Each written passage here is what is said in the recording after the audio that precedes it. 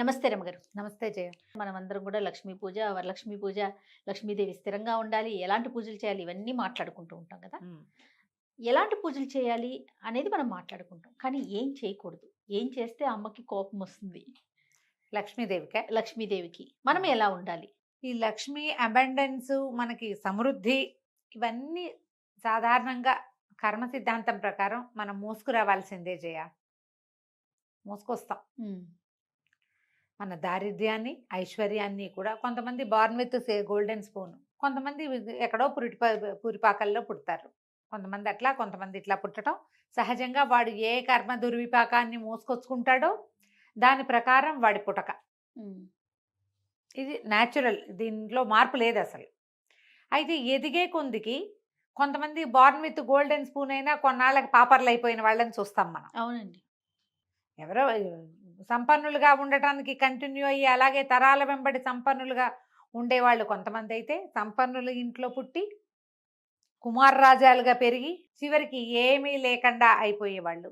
దాన్నైతే స్వయంకృతాపరాధం కొంత, కర్మ దుర్విపాకం కొంత. ఆ కర్మ వాళ్ళని లాక్కెళ్ళిపోతుంటుంది జయ. ఆ వైపుకి, దారిద్ర్యం వైపుకి లాక్కుపోతూ ఉంటుంది. హ్మ్. ఎక్కడో ఒక చోట పగ్గాలు వేసుకుని ఆపుకోవాలి. ప్రతి వాడికి ఇట్లా కిందకి పడిపోయేవాడికి పగ్గాలు దొరుకుతూనే ఉంటాయి జయ. కానీ వీడు ఆగడబడి బుద్ధి ఆగనివద్దు, బుద్ధి కర్మానుసారిని అంటారు. ఒక చాలా బలమైన జాతకం ఉన్నవాళ్ళు ఎవరైనా, చాలా బలమైన ఆత్మస్థైర్యం అవి ఉన్నవాళ్ళు ఎవరైనా, ఆత్మబలం ఉన్నవాళ్ళు పట్టుకోగలిగితే వాడిని హ్మ్. అంత దారిద్ర్యం దిశగా వాళ్ళు వెళ్ళరు.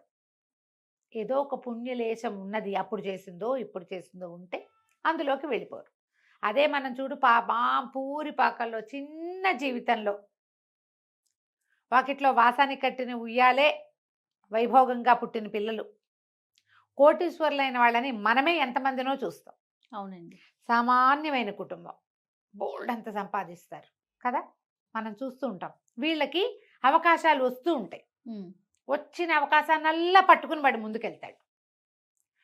మరి మొదటే వీడికి ఎందుకు ఇవ్వాలా లక్ష్మి? హ్మ్. లేదు వాడికి. కానీ వాడు సాధించడానికి ప్రయత్నం చేశాడు. అదే అవకాశం వాళ్ళ ఇంట్లో ఉన్న 10 మంది పిల్లలకి వస్తుంది. ఎవ్వడు చేయడు, ఒక్కడు చేస్తాడు. అది మామూలుగానే మనకు చెప్తారు, God made hand, man made hand అని. మన 2 చేతుల్లో ఒకటి భగవంతుడు రాసిన రాత ఉంటే, రెండోది మనం రాసుకునే రాత ఉంటుంది. మనం మన కిందకెళ్ళిపోతున్నాము, వెళ్ళకూడదు అనే పట్టుదల మనుషుల్లో ఉండాలి. ఉన్నవాడు సంపన్నుడు అవ్వడానికి అవకాశం ఉంది. సమృద్ధిని పొందటానికి వాడికి ప్రకృతి అవకాశం ఇస్తుంది. మనం యూనివర్స్ అని చెప్పుకుంటాం కదా, దేవుడు అంటాం కాదు. ప్రకృతే మనకు అవకాశాలు ఇస్తుంది, ప్రపంచమే ఇస్తుంది. హ్మ్. అటుగ్గాని ఇటుగ్గాని.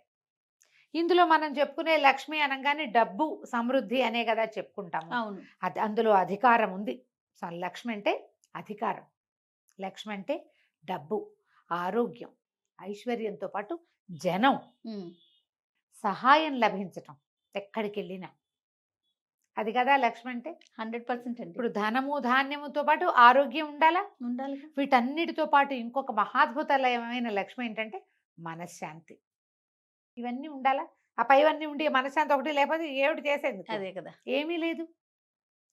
ఇది ఉండాలంటే మనుషులకి సహజ సిద్ధంగా కొన్ని పద్ధతులు ఉండాలి. మహాభారతంలో శాంతి పర్వంలో భీష్ముల వారు యుధిష్ఠిరుడికి బోలెడన్ని కథలు చెప్తారు. చాలా కథా విశేషాలు ఉంటాయి.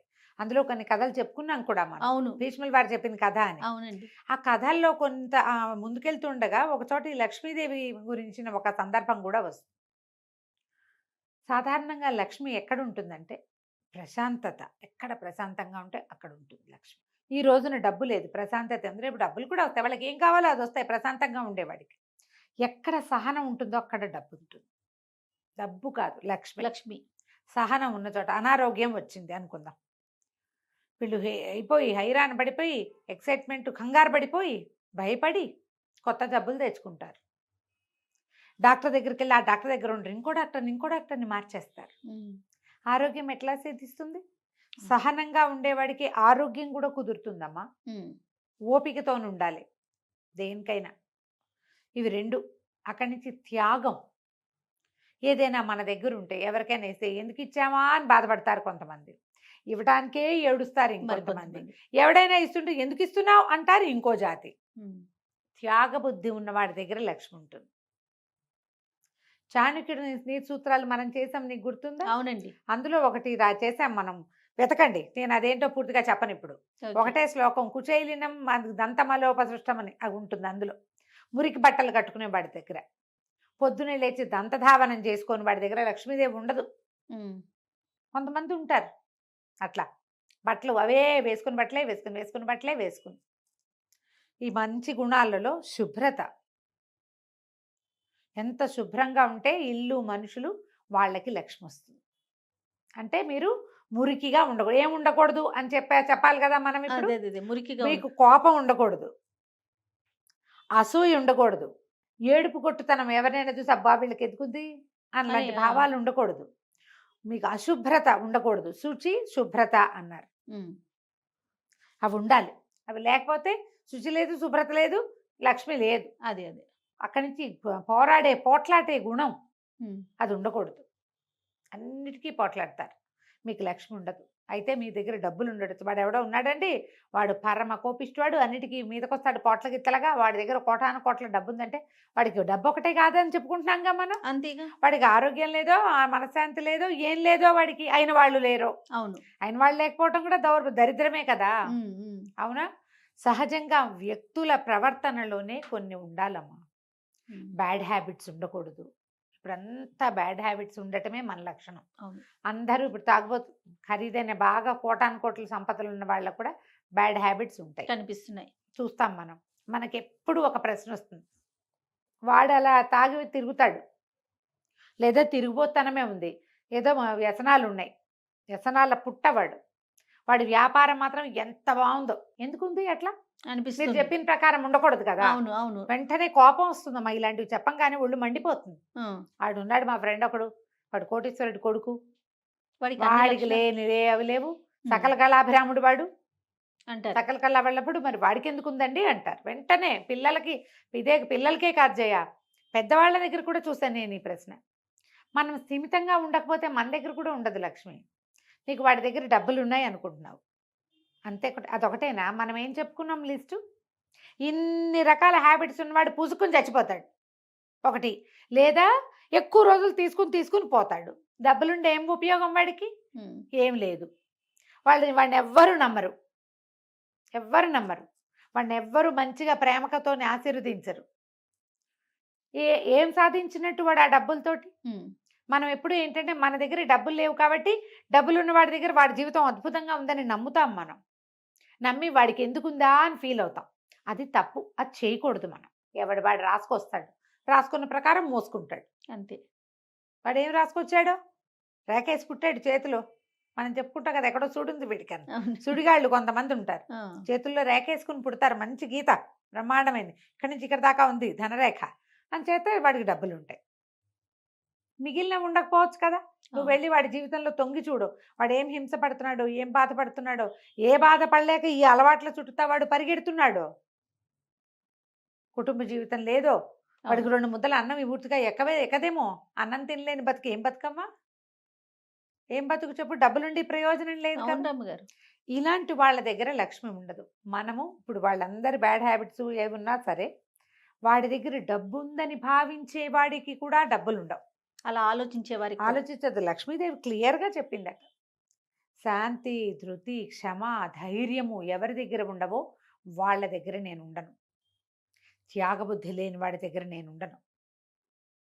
మన సంతోషము, మనశ్శాంతి ఆభరణాలుగా ఉండేవాడికి నేను లభిస్తాను ఏదో ఒక రూపంలో అని చెప్పింది. అంటే డబ్బే కాదు, కాదు. మనశ్శాంతిగా ఉండేవాడికి మరింత మరిగాస మనశ్శాంతిని ఇస్తుంది. కూల్గా ఉండేవాళ్ళు ఎప్పుడు కూల్గానే ఉంటారు. అంతే. సరిగ్గా ఆలోచించండి. ఉమ్. మనకి లేదని అనుకోవద్దు, వాడికి ఉందని అనకూడదు. వాడికి ఉంటే వాడికి ఉంది, మనకు లేకపోతే లేదు. దీనికోసం మనం నీకేదో కావాలి, నువ్వు ప్రయత్నం చెయ్యి. మంచి మంచి శ్లోకాలని, ఉద్యోగినం పురుష సింహం ఉపైతి లక్ష్మి అని. ఎవరైతే ప్రయత్నశీలుడుగా ఉంటాడో వాడికి లక్ష్మీదేవి వరిస్తుంది.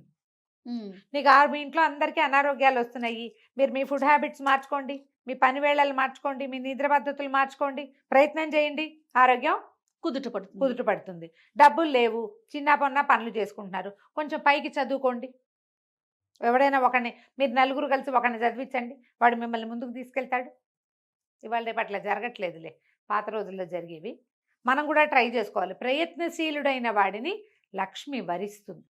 ఉమ్, ఈ రకంగా ఆలోచించండి. ఇప్పుడు రేపు పండగ రోజులు వస్తున్నాయి కదా, అవునండి. మనం ఇళ్ళు శుభ్రంగా ఉంచుకోవటం, మన ఇంట్లో కొట్లాటలు ఉండకూడదు, ఉమ్, భర్తలతోటి పోరాడకూడదమ్మా, అత్తగారులను తిట్టిపోయటము. ఇంటికి పెద్ద ముత్తైదువు కదా అత్తగారు అంటే, మన ఇళ్ళకి మన అత్తగారులే కదా పెద్ద ముత్తైదువులు. భర్త ఉంటే పెద్ద ముత్తైదువు, మామగారు లేకపోతే పెద్ద దిక్కు, మన అత్తగారే మనకి పెద్ద దిక్కు. అంతే. వీళ్ళని చెడగొట్టద్దు, వాళ్ళని తిడితే మీ ఇంట్లో లక్ష్మీదేవి ఉండదు, మీకు కావాల్సింది మీకు అన్నీ లభించవు. వాళ్ళని బాగా చూసుకోండి, మీకు లభిస్తాయి. ఉమ్, చుట్టుపక్కల వాళ్ళతో తగాదాలు పడద్దు, మీ ఇంటి చెత్త తీసుకెళ్ళి పక్కింట్లో బారేయకండి, ఇల్లు క్లీన్గా ఉంచుకోండి, ఉమ్, మీరు ప్రశాంతంగా ఉండండి.